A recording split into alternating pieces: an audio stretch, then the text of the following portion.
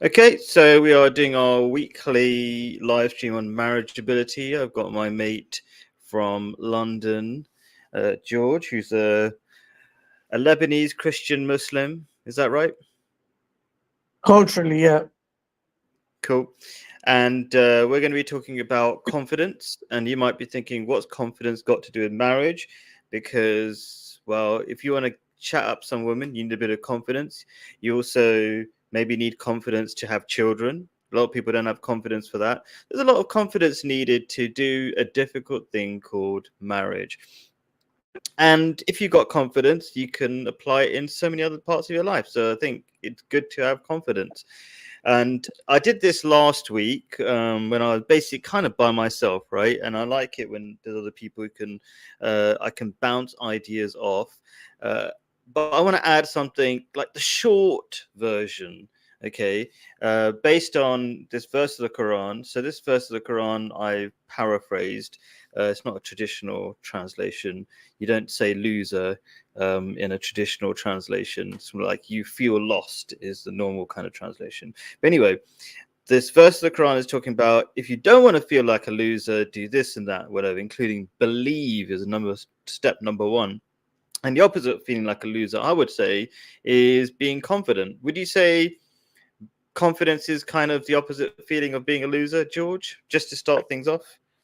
Yeah, I think it's two things. I think one, confidence is the lack of anxiety is one way to think about it. The lack of not having any anxiety, but it is also its own thing as well. Like there is an actual confidence booster to do with your serotonin hormones and how good you feel about yourself. So it's a bit of both. I think the serotonin and all the chemicals are the effects of an internal psychology. Like you could pump yourself with serotonin, it won't make you more confident. Yeah, you have to do So it the right way around. it won't get rid of your anxiety even if you pumped yourself full of serotonin. Exactly, because that's what I think a lot of these antidepressant drugs do. They just pump you with the chemicals that are usually linked with lack of depression, but it doesn't really work because you're not solving the root of the problem. Anyway, I broke down last time into 3 steps what you need to be confident, as far as I understand. I'm happy to be corrected, but I thought the short version is belief. Like, if you think about people who have belief, I was just looking at a video about this ex-Muslim fighter called Khabib. Do you know? Did you ever follow him? I didn't really follow UFC, but do So, you know who? oh, Khabib, yes, the MMA fighter, yes, he was unbeaten. Right. Okay. Now it's just like a video that, and he would say this thing that you might have heard of, and a lot of Muslims say. They say Alhamdulillah, and I heard Joe Rogan Yeah, repeat as well. Right. Okay. So even Westerners kind of are beginning to hear what because this Alhamdulillah is how we say in Christian Lebanon. Alhamdulillah. Oh, okay, cool. Even the Christians in Arab countries have adopted it, basically. Yeah, Yeah. Okay, and it means I basically think means God willing or something like that, right? no, it means all thanks to God. All Yeah, praise belongs to thank God. God. Nothing comes from you, sort of thing, right? It's all God doing it. Like if you did something, you were just you took advantage of something God gave you. Like God gave you your brain. Yeah, you couldn't do anything if you didn't have a brain. You didn't invent your brain. You didn't make your brain. You can't be praised for your brain, but you can be praised for using your brain a bit, right? Yeah. So this is a common thing that he was famous for. He would say I remember when he was being booed by like everybody in the auditorium or something, this Khabib famous fighter, he was like, Alhamdulillah, God has given me everything. And then he said, like, I'm gonna smash, was it like I'm gonna smash your bro or something, your team, or like, but he committed to saying that it was God first before he said he did anything. The point is that people, when you completely realize everything is God, and when you have a belief that everything is to, like you're lucky for everything, and I don't know how to put it, but like when your belief is so total, it gives you a ton of confidence. And I see the exact opposite in Western society, as we become godless, I feel people are so weak. Like I've talked about the lack of masculinity in people, the testosterone levels going down the toilet. You've heard about that. People think it's something in the water, but actually, in Yeah. poor countries, they've got the same chemicals, loads more plastics in their food, and their testosterones are still high, right? So it's like something's going wrong with confidence, including even at the chemical level, testosterone levels, right? And I would link it to godlessness. And psychologists have known this kind of stuff for a long time. Viktor Frankl talked about to be happy, you need purpose, and you can't. And God is this. What's it called? The super purpose. The super. Forgot the Ultimate word. purpose. Yeah, the ultimate purpose. I'm trying to get the exact word he used, but anyway. But the point is, like you, when you don't have purpose and you're in a direction, you get really confused. And the first step is belief. Like when you don't have belief, you're just confused. And so that's what I broke down later on to 3 parts. Like belief means you gotta believe something. So you got to be clear about what it is. You got to do good stuff. Like when you believe and you don't act on it, it means nothing. And part of that belief is kind of like you got this conscience that you can't trick, right? So there's kind of like this. I'll go into a bit more in a bit, and then there's this whole. I think I don't know if you agree with this, but it's definitely part of Islam. But maybe it's maybe like your Christian background. Being religious is not something you just do once a day. I mean, maybe modern Christians just are religious on Sundays, right? But really religious people are consistent in their behavior. It's like from today and every day until I die, I'm going to do good actions. They're consistent. And that gives you a lot of confidence, because if you have this YOLO, like you only live once, and I'm gonna do whatever I want today, and I'm whatever grab whatever I can take today mindset, it actually kills your confidence, because you try to achieve things in one go, and you can't achieve anything worthwhile in one go. But religious people are like, I'm just gonna keep working on it, keep working on it, keep working on it. Guess what happens when you do that? You win. You can't. It's hard to lose. Yeah, they say practice makes perfect, and that's what consistency is. It's practicing basically. Yeah.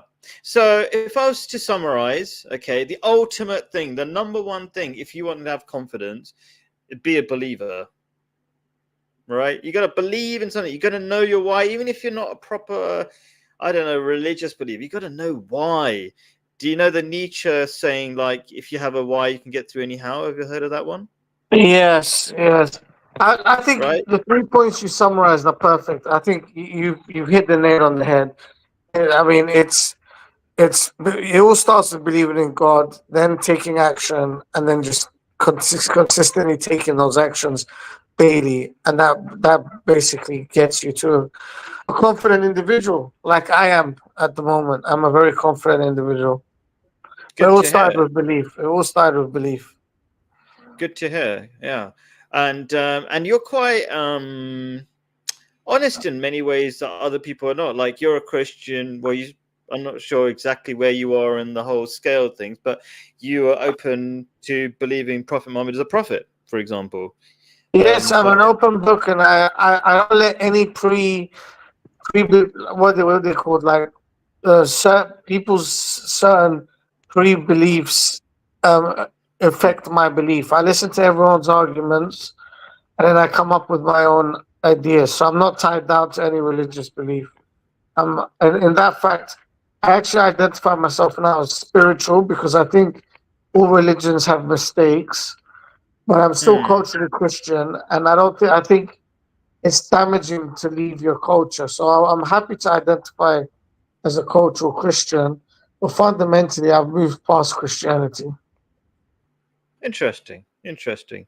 Okay, so I want to dive a little bit more into some of the points I made.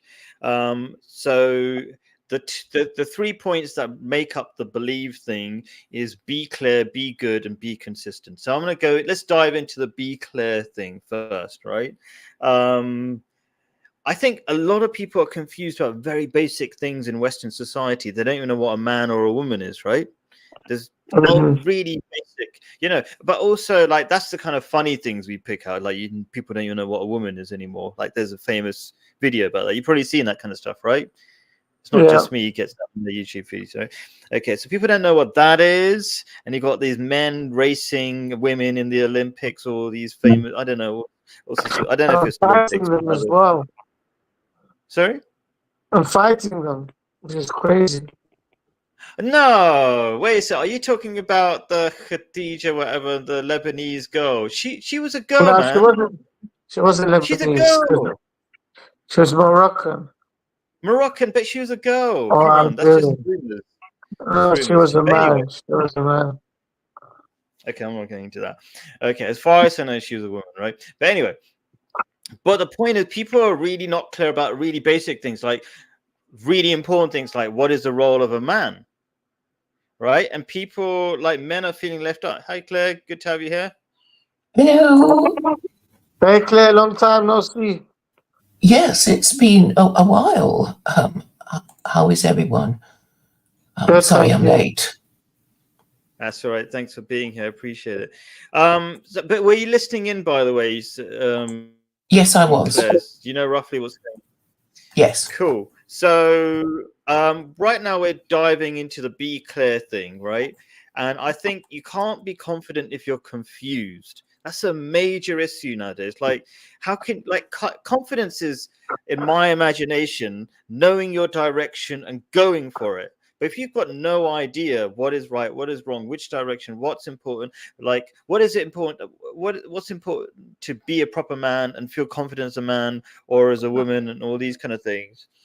I think that's going to be a major stumbling block in being confident. I'm a big movie fan. There was a great. Who's watched Blood Diamond? Anybody? Yeah, I've watched it. Right? About Me. I don't know. Rwanda. Not Rwanda, Sierra Leone, but close enough, right? Okay. Um, Rwanda is Hotel Rwanda. Maybe you're thinking about that. I don't know, right? Yeah, yeah. But basically there's this guy who's basically smuggling diamonds his whole life, and he doesn't really know. He seems to be making money for the sake of money, and then when he gets this big massive diamond, or potentially found out where to get this massive diamond, this African guy who's very traditional from Sierra Leone, he says, oh, okay, so when you get the diamond, what will you do? Will you finally, like, he asked him before he got it, like, are you, before he said, are you married? He said no. Do you have children? Are you going to get married? This white guy is saying, I don't know, right? And then the African guy asked the white guy, when you get the big diamond, you'll have loads of money. Then will you get married and have children and things like that? All the traditional things. And the white guy goes, I'm not sure. No, he says, I don't know, or something like that. And then the African guy goes, I'm confused. And then the white guy goes, that makes two of us.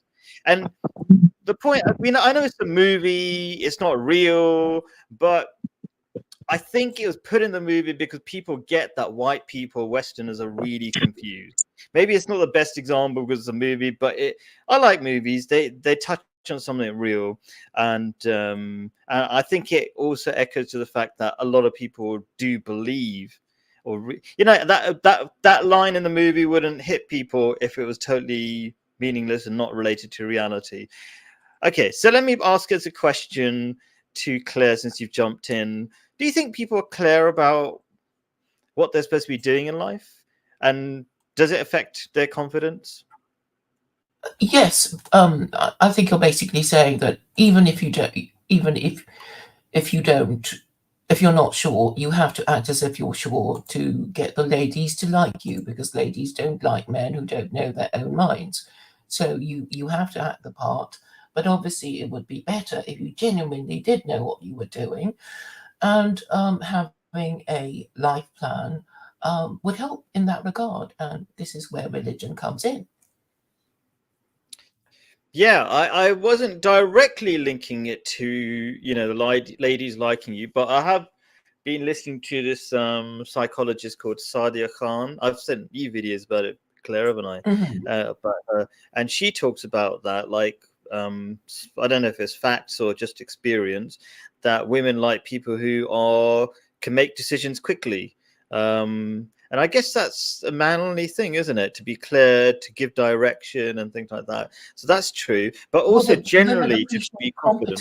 Yeah. competence, as you were saying earlier, and also, men also want, any woman they marry to be competent in um, the things that they want their women to be competent in, like running the Yeah. house and whatever it is that they want their wife to do. Totally agree. Some people think that love is something that's magical, it just happens between people. But in reality, most of love and attraction is to do with different kinds of competence. Like if you're muscular and strong, then you're competent in that aspect, right? And I think, Claire, what you were kind of alluding to, and or maybe I'll just clarify, is there are different realms of competence. Women have certain levels of areas of competence, and men have other areas. Like women are weak, so women like strong men, right? Naturally, and women don't really want to be strong. They don't want to build muscles either, right? And it's good to specialize as well. So yeah, competence does create love. It might sound mechanical, sound boring to some people, but if you kind of accept that reality and just focus on being competent in different aspects of your life, then people start being attracted to you. So, what do you think about that? What do you think about? Let me ask George. Do you think love is a magical force, or is there some science behind it? Like I'm trying to point out that, like, if you're competent, then you're going to be It's a bit of both. What I'll point on to competence though is I think people need to sort out their spiritual competence, their spiritual faith before they sort out anything else, because that's the key. It's getting your spirit right. So some people might think I'm gonna fix my body first, and then a woman will like me if I lose some weight, or they think, oh, I'm gonna upgrade my academic skills and make a bit more money, and then they'll like me. And it's like those are good things to upgrade later. But the first key is to have spiritual confidence, and that only comes through faith in God. And until you sort that out, the rest of the stuff is a bit useless. I totally agree. I love that. In fact, I was watching a video by Charlie Munger, who's died now. He's Warren Buffett's best friend, not just best friend, associate, and one of the richest people ever, right? Richest people ever to live, but certainly massive billionaire, right? And he talked about high IQ people being stupid, right? Can be very, very stupid. You can have a lot, especially in schools. You're trained to just you can potentially have a high IQ but trained to only do things in a very specific way. But I call wisdom, we can call it spirituality or whatever you want to call it, this higher level of intelligence, so you can apply your intelligence properly. Like you can be that's a really interesting example would be Elon Musk, right? I really like him, but everything else besides business is going wrong in his life. His family is going wrong. He's depressed. He always says he's depressed, right? What's the point of having that massive IQ and even being successful in business if you can't apply yourself properly so you're actually happy? Isn't that like a bit of fundamental? So I love that thing you said about like just kind of being these kind of mechanical level IQ, maybe you can describe it, doesn't help if you don't fix the root, which is wisdom or spirituality. I would call spirituality understanding or being sensitive to the true spirit of things. What do you think about that way of describing spirituality, George?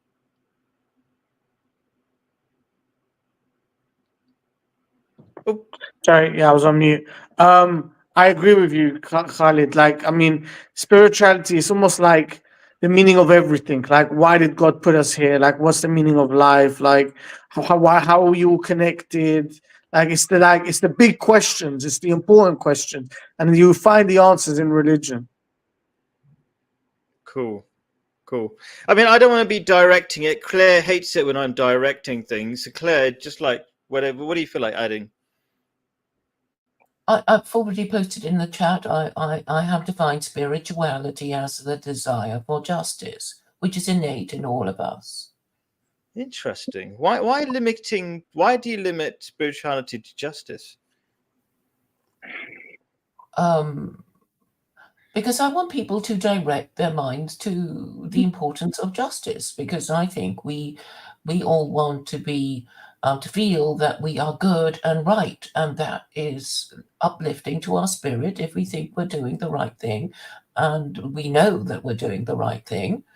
And even if it does not appear that we will be rewarded, we still believe in doing the right thing. Isn't that Oh, true yeah. spirituality That based on feeds in faith? perfectly into the second point that I think we as human or in the materialistic West don't appreciate is the need to be good. Like we see we see ourselves as sort of consumers or something. Like we just need to eat more food and then we'd be happy. That clearly doesn't work. You just get diabetes and get more depressed. Like you can be fat and depressed, right? So I love that thing, and this is the kind of thing I want to like. You're talking about this, the need to be just. Essentially, the need to be good. I would summarize it as, but maybe that's To just me. need to know what God's laws are in the first place, and Yes, we obey, and then good comes from it. absolutely. You don't know what good is unless unless it's clearly defined. And without God, it's a big mess, right? It's all subjective, and you need objective rules to be clear. So that's why I put be clear first. Actually, you need to be clear on what is good before you can be good. But then you need to be good, and this is this very this thing that I think we in the West, if we could understand it, it would be amazing for us and give us confidence as well, is that there's a part of us called the conscience that we can't trick. We can feed and we can make it feel better. We can't trick. People think like, oh, I'll just do bad things when nobody's watching. You can't trick that conscience. You might want to do loads of bad things, but you just can't get away with it.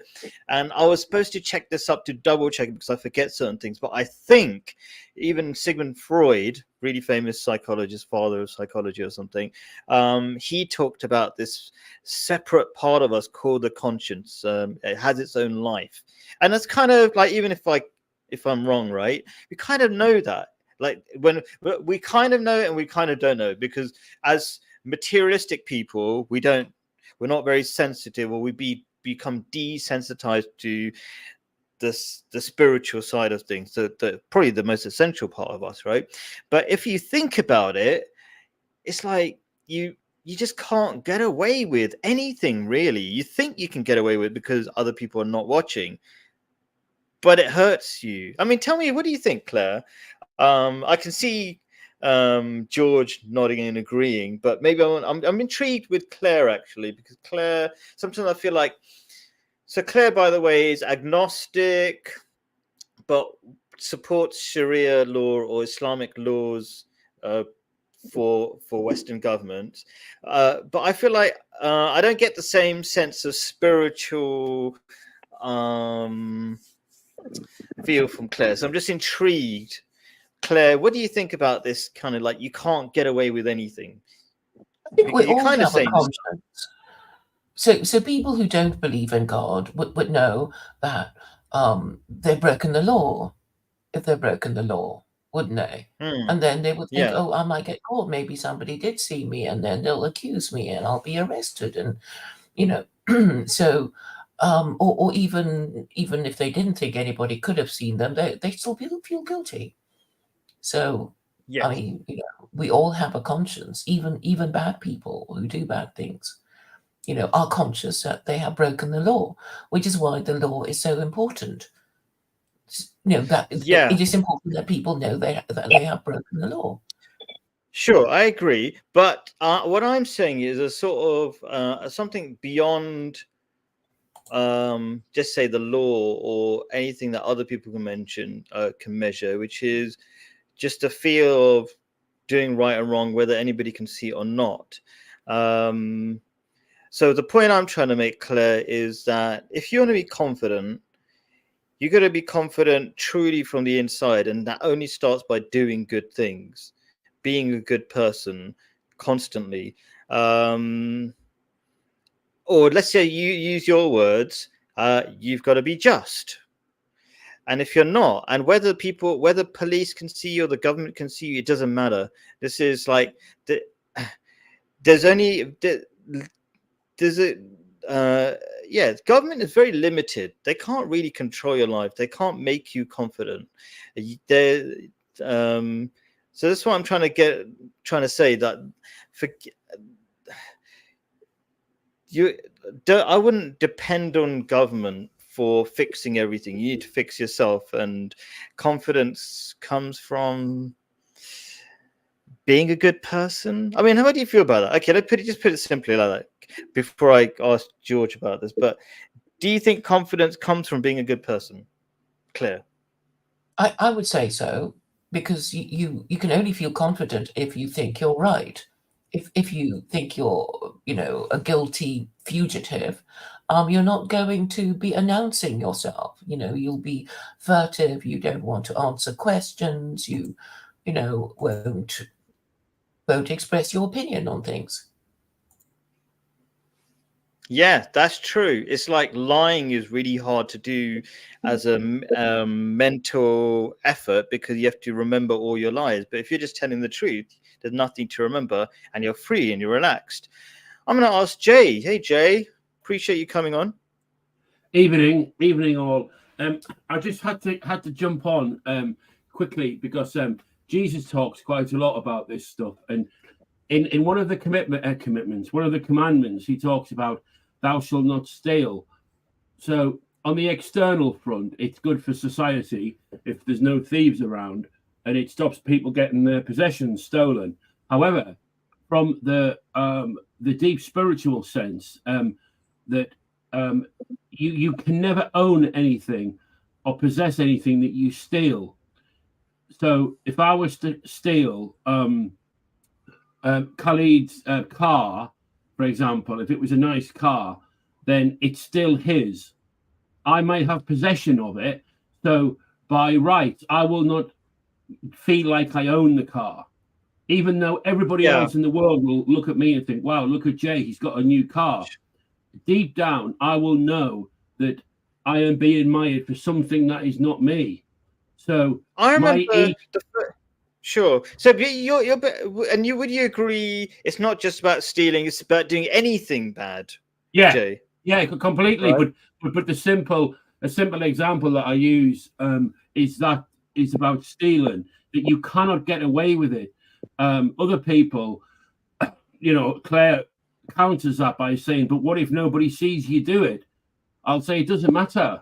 It's within your own. It's deeper than conscience. I think it's a trip to hell if you delude. It's delusion as well. It's insanity to think that I can steal your car and then enjoy my life like driving my daughter around in a car that I've stole. Like life doesn't Let me work ask you like a few that. questions about that, because you said some things I'm intrigued about. First of all, you said it's deeper than conscience.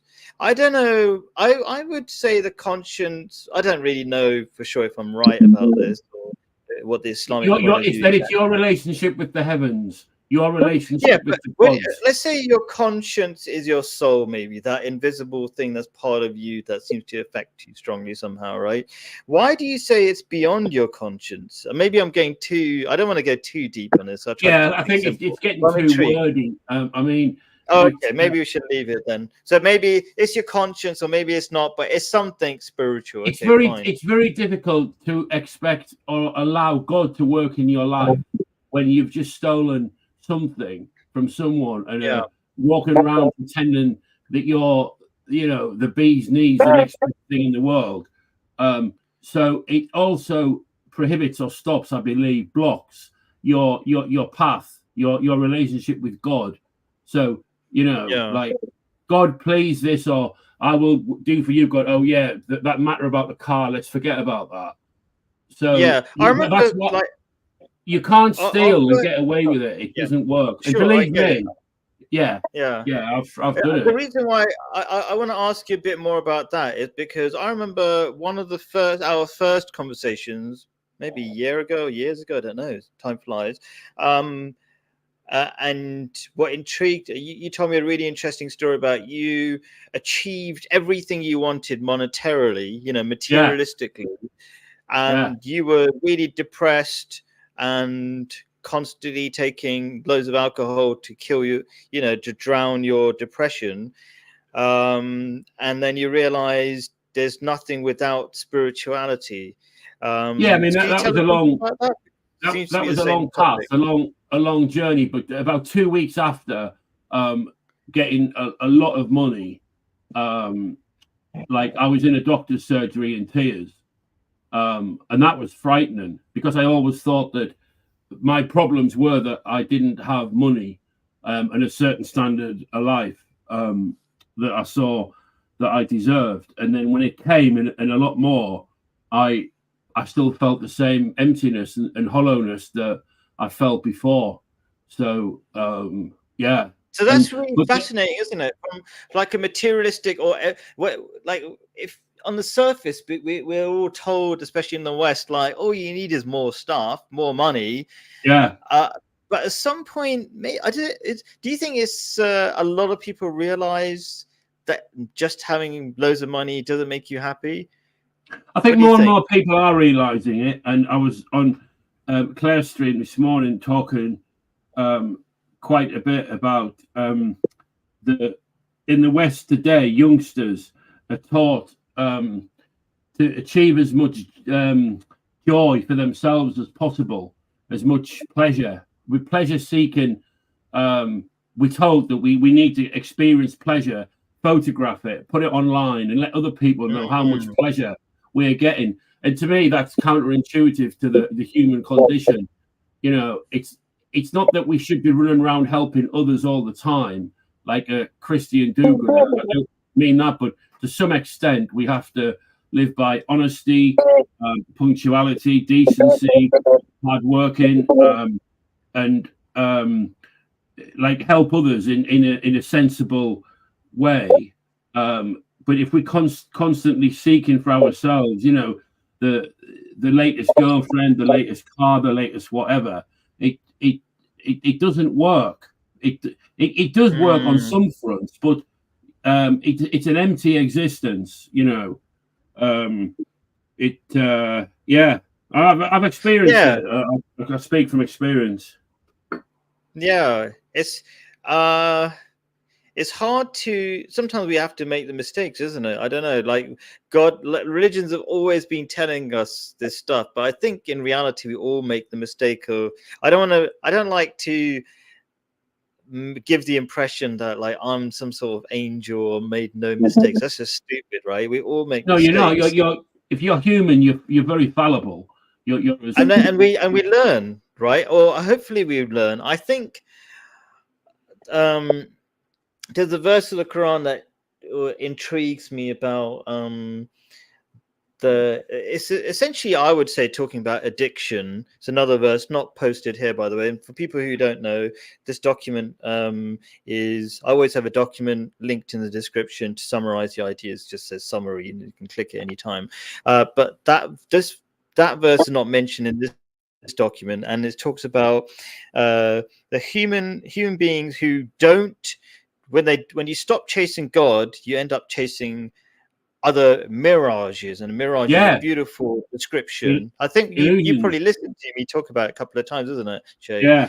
And a mirage is a beautiful word or description for not just any ordinary illusion, but an illusion that you chase that is far away, and then when you arrive at it, it disappears. So people who don't know what a mirage is, in hot countries, it looks like water on the floor, and of course you chase water on the floor if it's really hot and you're in the middle of a desert.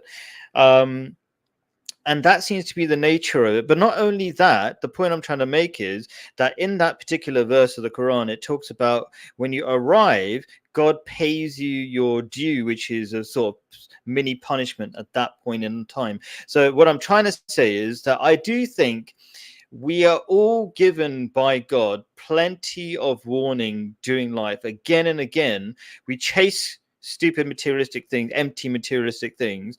We find it to be empty, and then we feel the pain of it. It's like when you take drugs. I've never taken drugs. I'm trying to think how I know this, but anyway, I'm probably taking some sort of drugs, like maybe taking my excessive caffeine or something at the moment.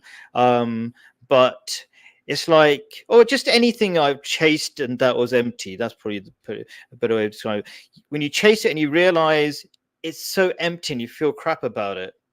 And so we're constantly we constantly have that realization, I guess, that when we do something vacuous. Just close on this because I don't want to derail the stream. That man's only battle is with himself, to get past himself, to chase God, to be God, or to follow God, whatever. There's our problems are within, and all religious scripture says that, and says, "Follow me, not you. Follow." The words, follow, live that life. It's better, and we don't. We do to a point, but and even if the more we follow scripture, yes, our lives get better. It doesn't mean to say we follow it more, because we still want to be responsible for our own creation, our own happiness, and so the battle is with ourselves, but. But you guys continue with your topics, because it was quite good listening. Sure, no, this is the topic, and sure, yeah. And Claire just said idolatry, and people might think idolatry just means worshipping a stone god.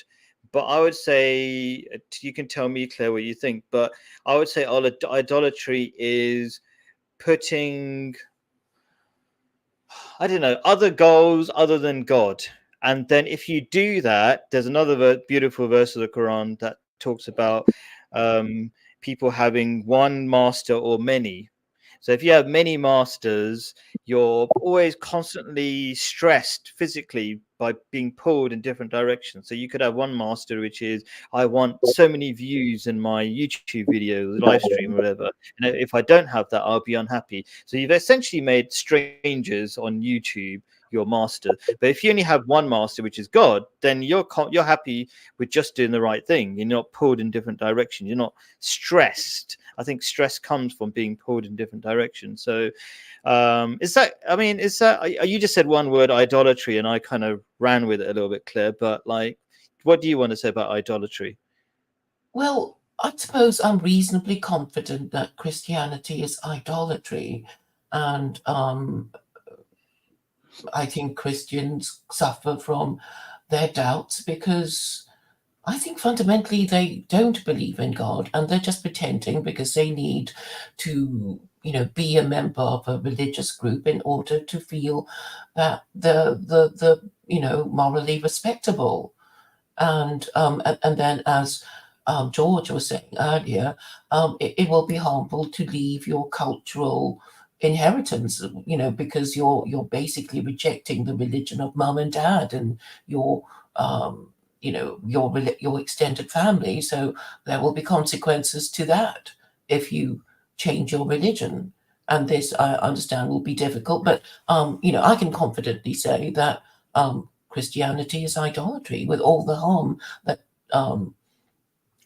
it and it's idolatry because you're worshipping a god other than God, like you're worshipping Jesus, you're worshipping the Holy Spirit and things like that. And I'll get George to jump in because he is a Christian, but also he's fluctuating, or I don't know how you describe it. But I do want to quickly tie spiritually Muslim and culturally Christian, or that's how I understood George to be, because that is, I assume, is your connection with each other. That you can believe in God, but you are attached to your family, and there will be trouble if you reject the religion of your family.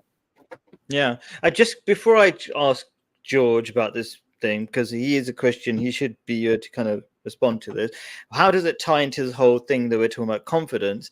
I think Christians don't feel confident because, firstly, they're confused. You've got to be very confused to believe in the Trinity. It doesn't make any sense. 3 does not equal 1. But also, it's not good to worship a white man, for example, i.e. Jesus, right, or any man. And it's only good to be thankful to the true God rather than make up stuff and be thankful to a figment of your imagination, which is not, it's a terrible thing to do when you should be grateful to God for giving you so much. Anyway, so that's how it ties to that. George, is Christianity an idolatrous religion, and does it matter? Okay, I'm gonna get to that question shortly. Just a quick segue. We do not like Freud, or at least I do not like Freud. He used to protect pedophiles, and he's wrong about a lot of things, e.g., Sure. people wanting to, loving their parents and being jealous of their fathers because they want their mother. That's all disgusting. Yeah, he is narcissistic. disgusting. I just used him as a name because he's so famous. But Yeah. cool, sure. On the idol worship. Look, Jesus wasn't God in that Jesus didn't Jesus wasn't God. Okay, as simple as that. But Your I understanding do, of Christianity, but I do believe the Trinity exists. Jesus was the closest form to being holy. The best way I can describe it is yin and yang. Okay, from karma, yin and yang. So, from the Buddhist Japanese religion, right? The yin and yang, the perfect balance of good and evil, is God. That is what God is. Jesus wasn't yin yang. Jesus was almost fully white. He had a black spot because nobody's perfect, not even Jesus. Oh, he's not physically white. You're just saying he's white, spirit, like, I don't know, Like clear or spiritually, from a yin yang, yeah. I mean, he wasn't a white Okay. person. He was a Semite like me. Jesus would have had Okay, my yeah. skin color. He would have had my skin Okay. color, and I don't Sure. identify as white. But Sure. so this isn't white. But so the question is, if you literally believe Jesus was God and that God came down to earth and was killed and resurrected, is that idol worship? I think it can be seen as an idol worship, but I want to put one caveat. We were created in the image of God. So worshiping another human like he is God, even though it's kind of idol worship, I think it's like a low level idol worship. It's not a really bad one. High So level you idol can worship, worship me and it wouldn't be idolatrous because I've been created in the image of God as well. it wouldn't be as bad as worshiping, say, a rock or a cow, like some of these other like Hindu religions and I'm stuff. not convinced. It's a bit That's weird. no, that's what no, because I do think that So Okay, fine. it is. No. I'm still saying it is idol worship, but I'm saying it's not that bad, and we can forgive our Christian cousins for this low form of idol worship. I think it's not. It's Okay, not going to you cost. agree. It's not going to cause. Idolatry. It's not going to. It's not It going to cause doesn't them to matter. go to It hell. doesn't matter if you have this confused, like the normal Christian dogma of Trinity, not your version, but like they do believe Jesus is God and he's the same as the Father and all this kind of stuff. Like, does it affect your confidence to have a belief that doesn't make sense, i.e., 3 equals 1? Yeah, it does. It's a wrong belief system. It's wrong. That's why they need to come to my side and my belief if they want to boost their confidence. Which is Prophet Muhammad is a prophet. Interesting. Good. Yeah. Prophet Muhammad is a Come to prophet, but Islam. Jesus was part of the Trinity, and I've explained that. I'm not going to explain it again in this video, Sure. but a Trinity does exist, and 3 Okay, can be cool. 1. 3 can be 1. So By the way, in the future, I plan to rewrite mathematics, and in my mathematics, come on. 300% told you. is going to I be a told you whole. none of the weird stuff. All right, Come and on, none of don't this do stuff. it. All right. Let's move All right. forward. All Okay. right. Okay. Now But the 3 last can bit. be 1. Sorry, go You've on. lost. Nobody trusts you anymore. Like now, you said 3 equals 1. Anyway, never mind. So consistency. So I think this is a major thing that gives people confidence, and if you don't have consistency, you lose confidence. But it doesn't. Maybe it doesn't immediately. It's not immediately obvious. So let me explain. People who think they're going to achieve their dreams in one day, they're going to have their confidence knocked every day until you got no confidence left. He's got a bit of an internet problem. So he's not rage quitting or anything. Hopefully be back. So what do you think? I don't know. Are you there, Jay, by any chance? Oh, he's not. I don't think he's there. Okay.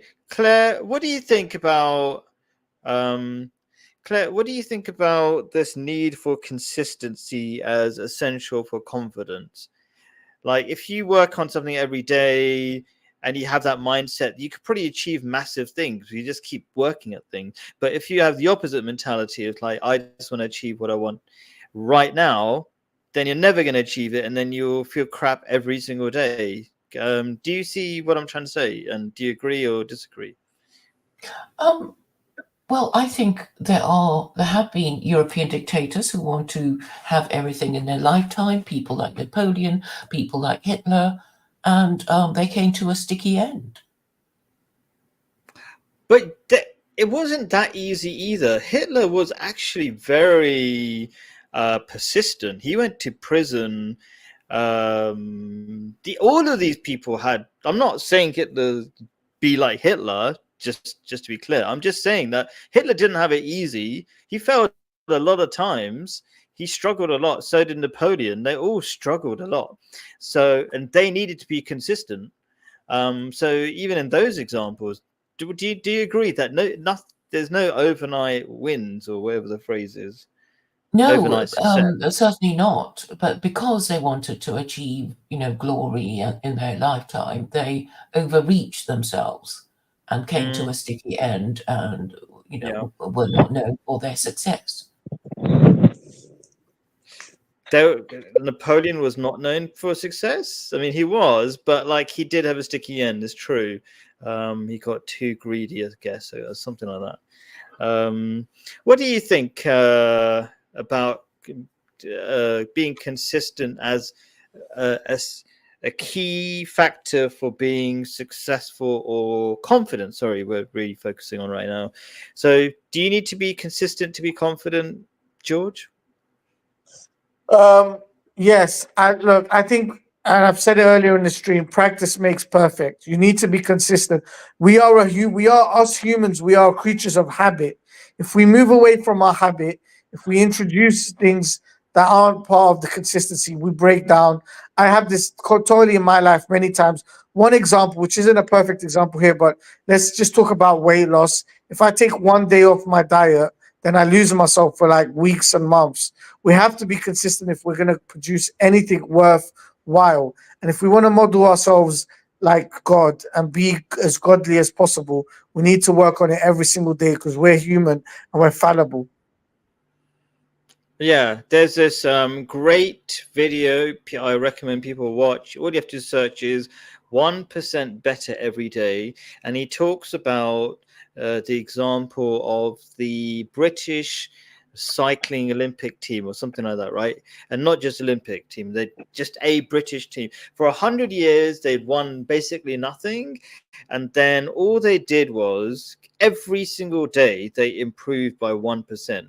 And he talks about this thing about maximum you should, like, if you miss one day, that's really bad, but you should be consistent, essentially. And like really small improvements.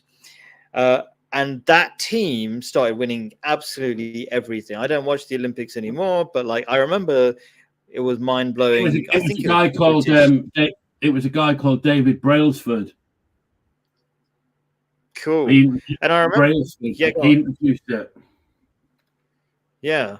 And it's pretty amazing that they came seemingly from nothing, the British team. They weren't famous for winning anything. Then they started winning everything.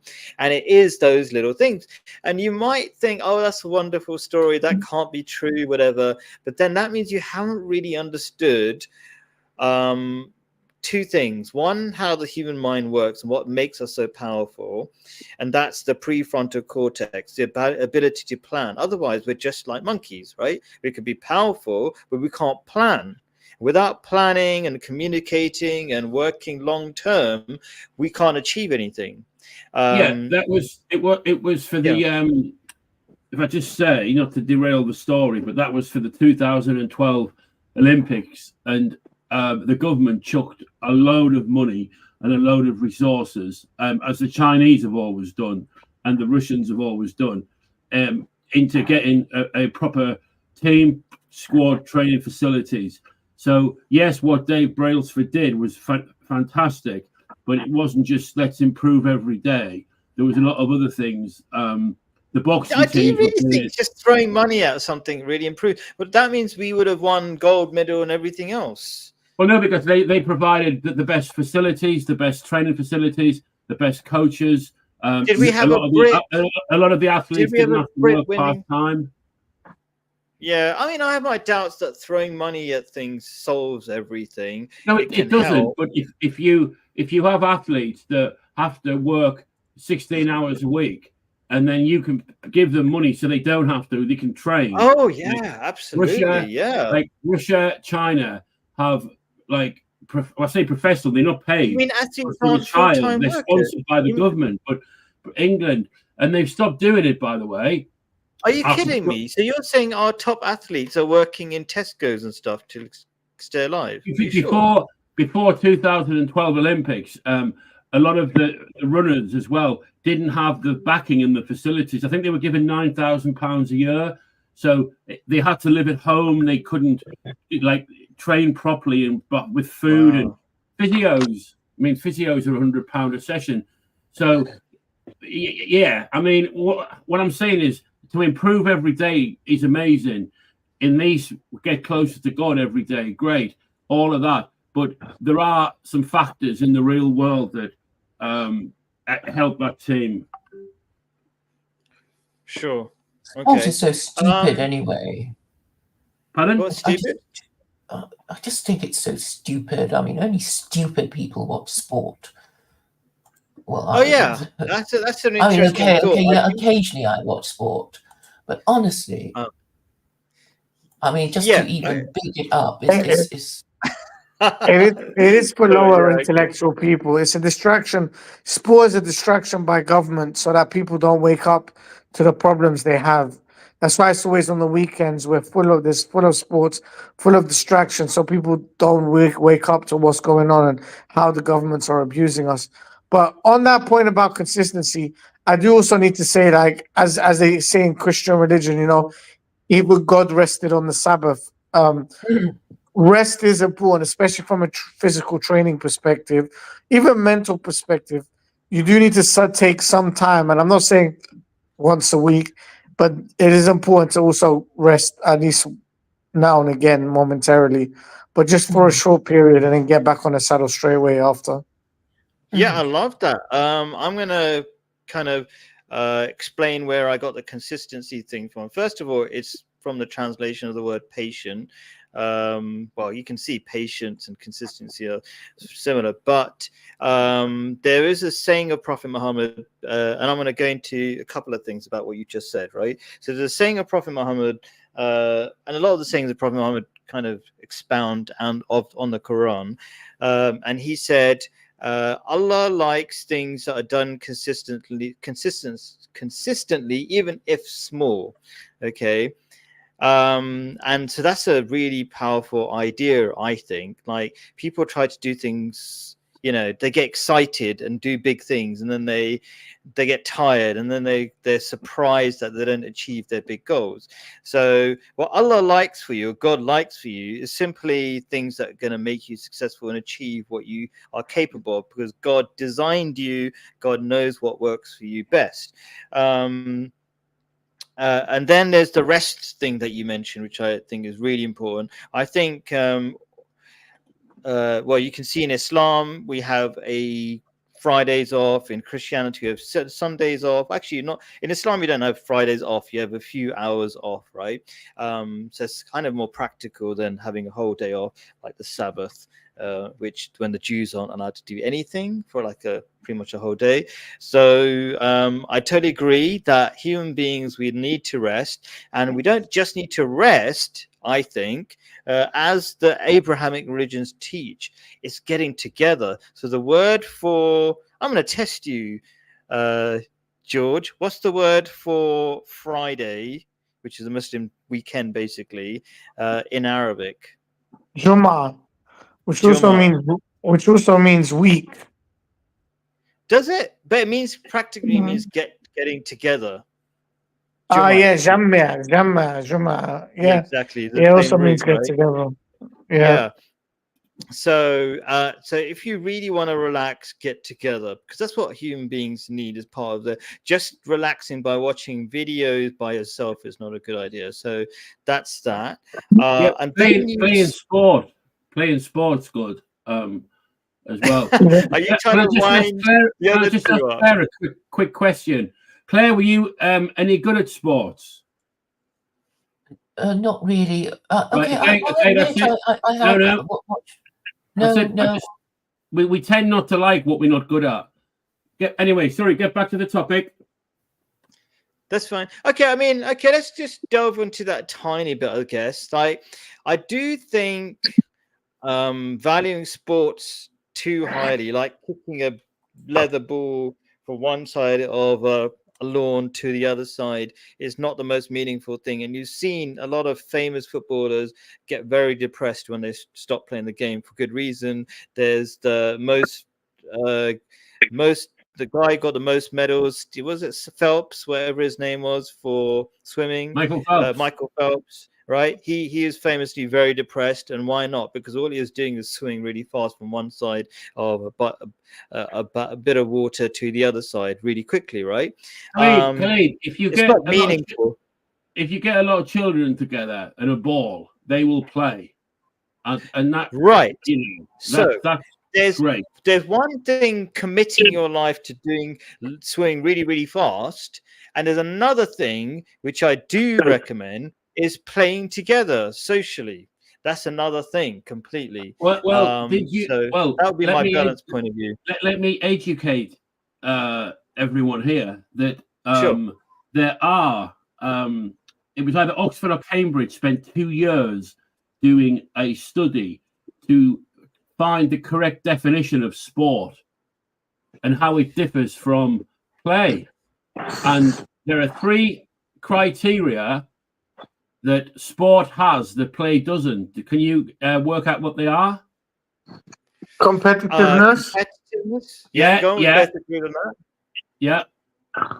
on, George. Rules. Play has rules. No. Good though, but not. There's 3. Can't think of the other ones. Go on, Jay. Okay, I'll give it a short stream. I'll tell you. Sport is always prearranged. Yeah. Okay.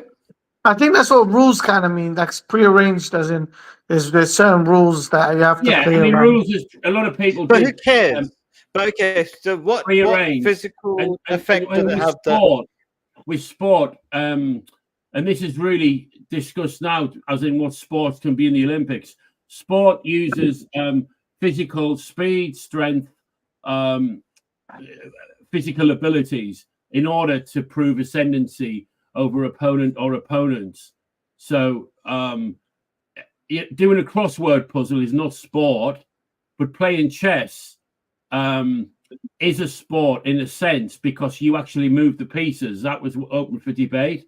So games like pool and snooker are sports, but people say they're not sport. They shouldn't be in the Olympics. Snooker is not sport. Well, yeah, because people think it's not physical, but it is. Anyway, so what effect does it have on? I don't know where we're going with this, but like, I suppose, where did it even come from? I'm trying to backtrack. We're talking about people being distracted by useless things such as sport. I think what you guys could say. I mean, I disagree with you. It almost borders on idolatry for football fans and for the egoic pursuit of footballers, and it is a distraction, a worthier cause. That is one bad thing about current areas of sport. That could be the same about pop music as well. Yeah. Okay, let's wind this up. Okay.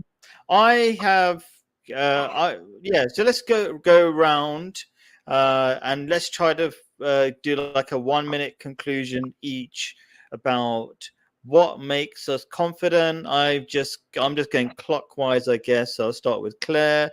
What are your 1-minute summary of what makes us confident according to you? Well, confidence is necessary to seem purposeful. Women admire purposeful men. And if you have a religion telling you what you're supposed to be doing, then you will not lack a sense of purpose if you believe in your religion. You know what, Claire? Maybe we could extend this a little bit, because you said before the stream at some point that we should do a bit of role play, practicing confidence. Is that what you said? Like maybe we apply the ideas and do a bit of role play. Is that right? Well, yes. I was just sort of, thinking it would be comical to pretend that, one of us is chatting the other up, in a confident Well, you're the girl way. here, so all three of us will have a go at chatting you up. What do you think? That would be comical. What do you think? Okay, and I'll try to And then be you polite. can award us points. Okay. All right. Entertaining. What do you think, George? Jay, you up for it? I'm up for it. I'm up for anything. For what? Sorry. Chat We're all Claire going to up. chat Claire up, and Claire is In a going to give us a confident few manner. points. In a I don't know positive any other way, manner. yeah. It wouldn't be very positive if you were insulting Claire. That would not be chatting up. People might not, non-Brits might not understand what chatting up is. Chatting up means wooing. I don't know. What's the word? Another word for it. Saying nice Attracting a things. girl's attention and There you making her go. know that you could have romantic intentions towards her. Sure. So apply whatever confidence beliefs you have in chatting up Claire. Jay, go for it. No. Absolutely not. Refuse. No. Okay. No. Keep on I'll playing. go. I can go. Yeah. George, go for it. Claire, are those beautiful brown eyes I see? Are your eyes fully brown? Or am I seeing that wrong? It's a picture of somebody else. Well, thank you for complimenting me on You're my looking at eyes. Khalid, They're George. not You're really looking at nice. Khalid. Give Jay, it's George's chance. Like, I want to hear the conversation. Sorry, start again, George. Khalid wants to take notes. Khalid wants to take notes. Claire, are those beautiful brown eyes I see, or am I missing something? Thank you for complimenting me on my eyes, but they're not really mine. It's just the eyes of my avatar. What color are your real eyes, Claire? They're actually dark brown. So I am right. I am seeing brown eyes. Maybe I was connecting to your spirit and seeing through the avatar. Yes. Do you know? My eyes are brown as well, so I think we're part of the same lineage. We might have the same fathers. I suppose it's in theory possible, but Do you know what brown eyes means? it means that you're not Caucasian. It means you're from the earth. It means you don't burn in the sun. It means you should be out sun tanning and staring at the sun all day long. That's what I do. Have you tried that? Have you tried sitting in the sun, letting your skin touch the sun? Well, I don't run away from it, but I know my female relations, try to protect themselves from the sun because they think a tan would be a very lower class thing to have. No, get yourself a tan. It's healthy. It boosts your serotonin levels, makes you happy, and makes you more likely to want to produce babies. Okay, I'll bear that in mind, George. Okay. So I'll see you in the sun, Claire. I'll see you in the sun. I'll see you bare in the sun. Somebody up in 1 minute, to be fair, right? But I'll have a go. Okay, bearing in mind, I'll be sounding a bit more boring, but because I want to kind of identify the techniques I'm applying, which is being clear, being good, and being consistent. So, first of all, Claire, I think it's really important you get married, and maybe I'm the right man. That's not a chat up line. Well, this is why Khalid is struggling. Yeah, sure. Well, I mean, I've tried it on other people and it seemed to work. Straight with marriage as your icebreaker. Sure. You know what? Because I'm not I'm trying to keep it as real as possible. For example, I already know Claire, right? And so Fair I know enough. things No, about but you should Claire. assume you don't know her. Well, yeah. I mean, I'm trying to make it realistic. Otherwise, it'll be some sort of meaningless activity. All You right, know what go I on. mean? I'm sorry for I, interrupting. Go on, go No, on. it's okay. No, I don't mind. It's important, right? So in the sort of if I'm trying to chat somebody up, it's not like a one-off conversation. It's me being consistent. I'll be finding out about Claire, making friends with Claire. If I didn't know somebody like Claire, I would find out social situations where somebody like Claire would be. And I would just keep working on it consistently. So it wouldn't just be that one conversation.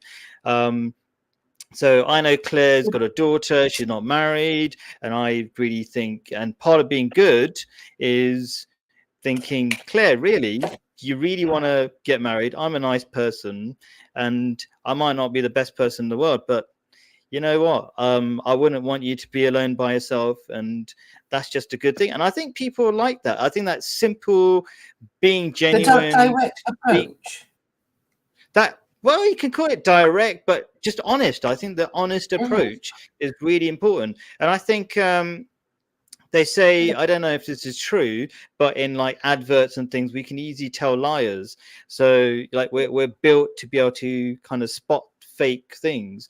So being good, being honest, people are naturally attracted to it. I think women are good detectors of that. Would you say women are designed to detect good or kind people, Claire?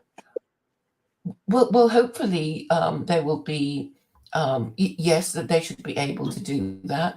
I guess I'm thinking of a young girl, and she might say to her mother, "I met a stranger, and he asked me for my hand in marriage. What do you think, Mum? Is No, he okay. a I'll tell you weirdo?" what. Let me break that down because I did that. I did try that in Ghana the other month, and it worked quite well. And I didn't ask them directly, "Would you want to marry me?" It's like, "Are you available? Are you interested in a foreigner?" Or simply, "I'm really serious about finding somebody to marry, and all I'm asking you is to go out for dinner with me. That's all, and let things kind of develop."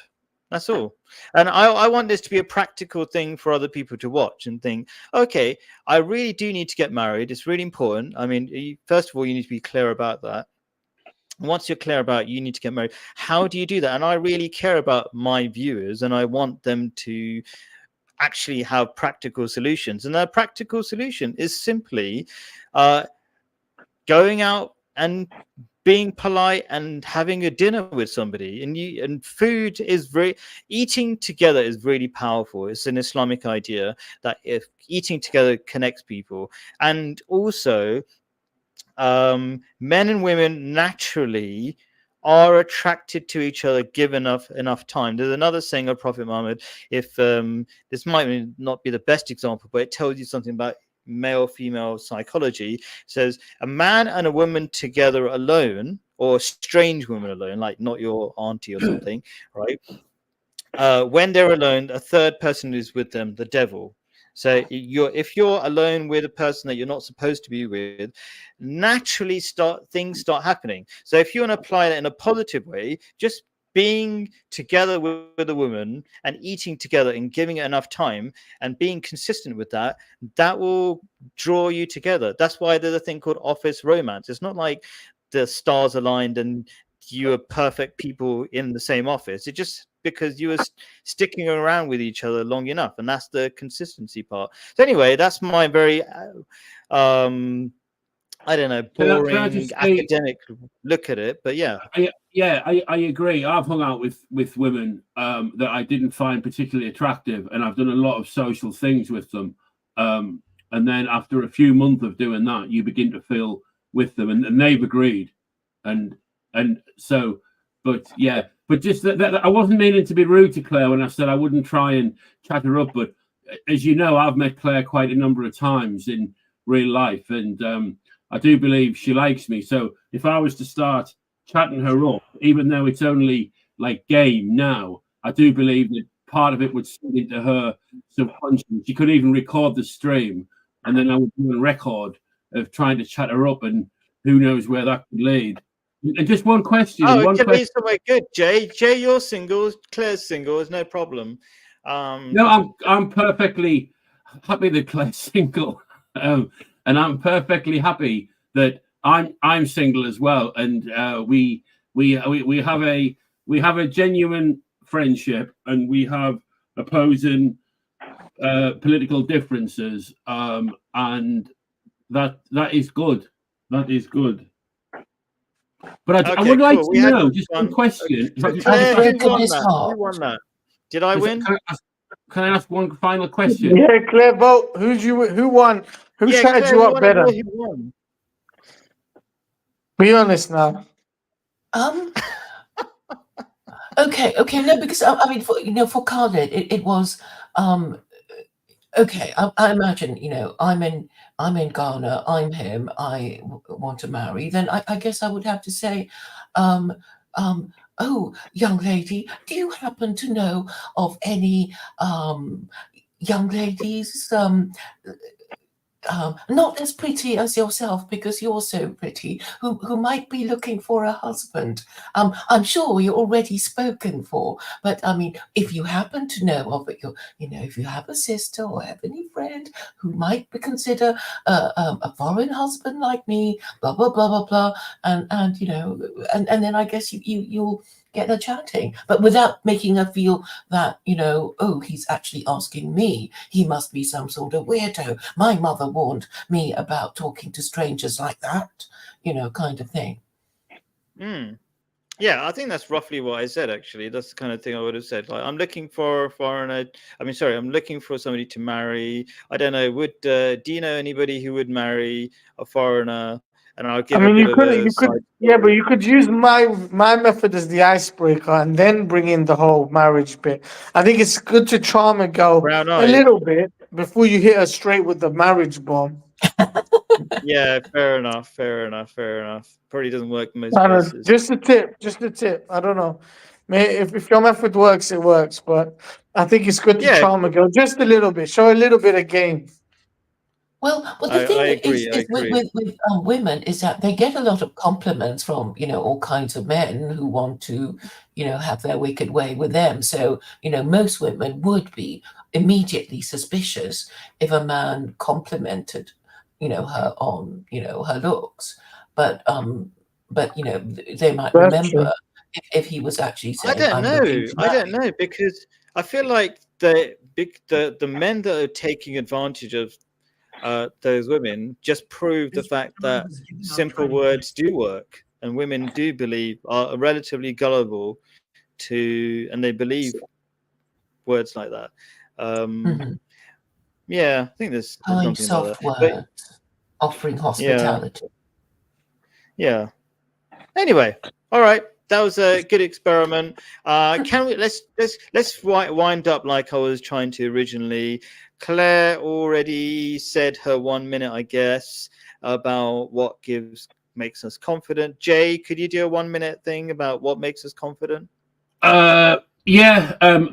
In my experience, past experience gives me confidence. So things that I've tried to do that have worked good gives me faith and belief based on evidence. So it's also the same with practicing Christianity and following the words of Jesus. If I have thousands and thousands of examples of how that works positively in lots of areas. So I have a consistent and confident belief on that based on evidence. It's not just a wishful prayer to an invisible man in the sky.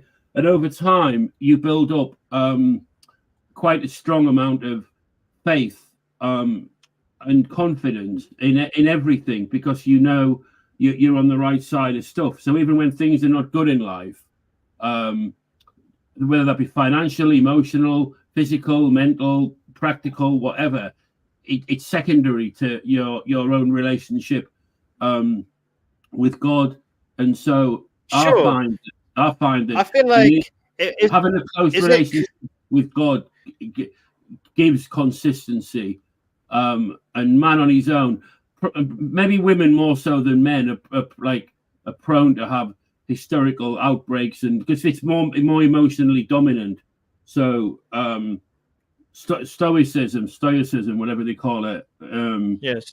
Yeah, I think just wake up, do the right thing, and then after you've done the right thing, do the next right thing. When you've done that, do the next right thing, and believe me, your life will turn around in 3 days.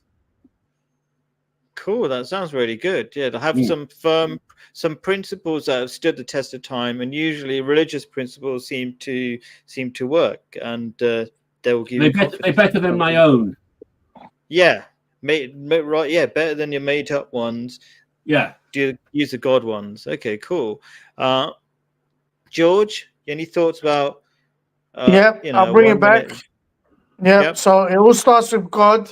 Sort that out. Sort out your faith. Genuinely believe in God. Not just tell yourself, I think I believe in God. You have to believe in God. You have to be ready to give your life up for God. Once you've solved that bit of the puzzle, the next thing is solving your anxieties, because you cannot be confident if you have anxieties. What are anxieties? They're feeling that you are less than something.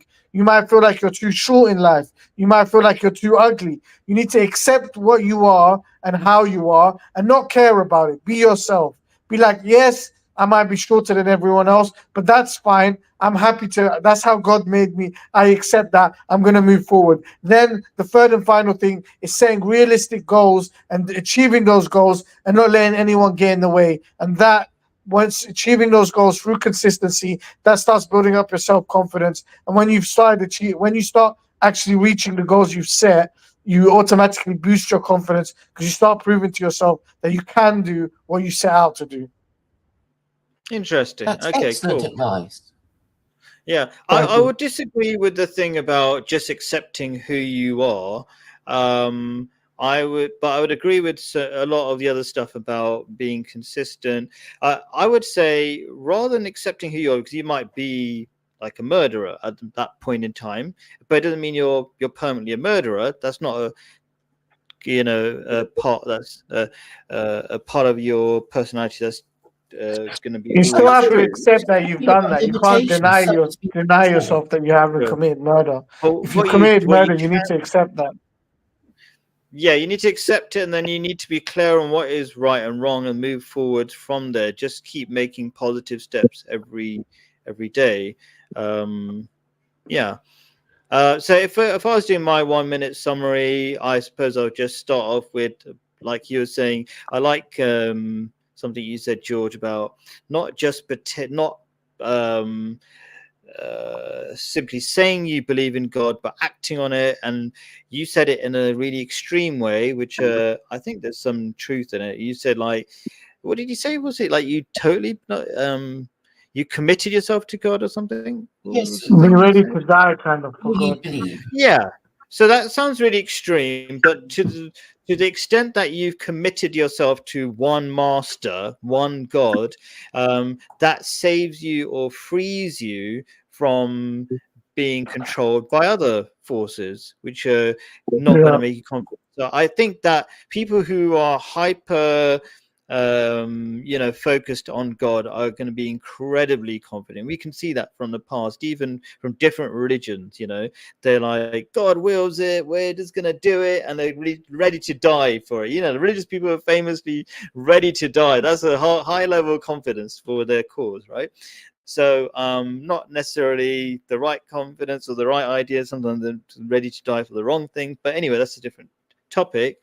But yeah, you can if you can be committed to God, then that will give you a massive amount of confidence, and then you're not going to be confused either, because you've got one direction. And if you've got one direction, it's easier to be confident.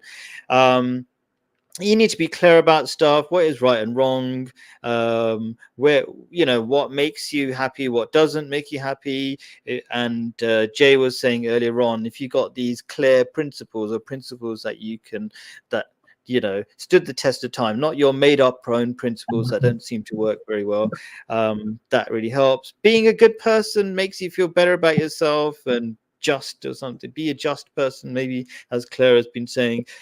You'll feel better within yourself. And if you're not feeling good within yourself, it's really hard to be confident. And finally, I think a lot of us been saying this thing about being consistent. Keep doing little good things. Jay was saying, even within one day, just do one good thing, then the next good thing, then the next good thing. And it sounds really simple, but you'll feel confident, because if you do one little good thing and then give up and then be useless for the rest of the day, you're not really building on anything. And consistency is a really easy way of build big things in your life, doing massive things in tiny steps. So anyway, thanks everybody for watching. Really appreciate it. I think we had loads of really interesting conversations. Everybody here said some really interesting things that I felt I learned from, or reminded me of all sorts of good things. So thank you everybody for being here. Really appreciate it. Thank you all. Thank you all. Thank Goodbye. you. Bye. Bye. Bye. Thank you. Bye.